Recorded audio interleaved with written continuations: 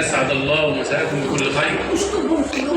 حضرات السادة الشعراء والفنانين، ممكن الصورة ناخد الصورة بعد المقطع. راقص ظلك في مرآتي،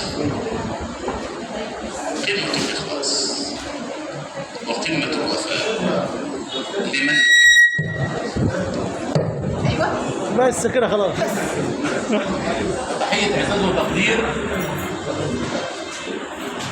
الكلمة في معقلها إذا قيلت فكلنا آذان مصغية.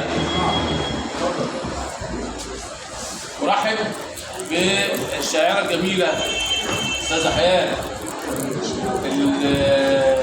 التي أتت إلينا في مصر من مهد الحضارة العراقية، مهد الحضارة العربية من العراق. أهلا وسهلا بها. كل الشكر والتقدير للصالون المصري الثقافي الرائد الجميل الأستاذ محمد المصري. كل التحية والتقدير للأستاذة منال غانم. كل التحية والتقدير للأستاذ عصام صقر. كل التحية والتقدير للأديب الرائع الجميل الأستاذ محمود حسن.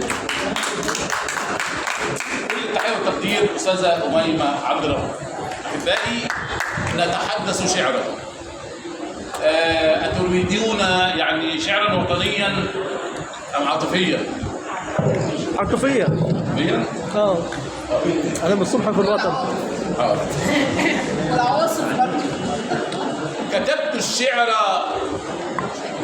بالأخلاق دوما، وما سقط اللسان مع الصغار.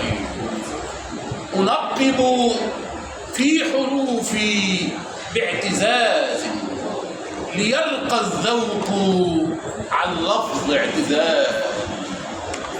نؤصل ما تربينا عليه بجين الفخر في لغة الحوار. وإن يوما تعشمنا بود لنرسم بهجة بين الكبار، فهذا من صفاء النفس فينا وليس صغيرة أو كالبعار. وذاك مكارم الأخلاق فينا ورمز حياتنا تاج الوقار.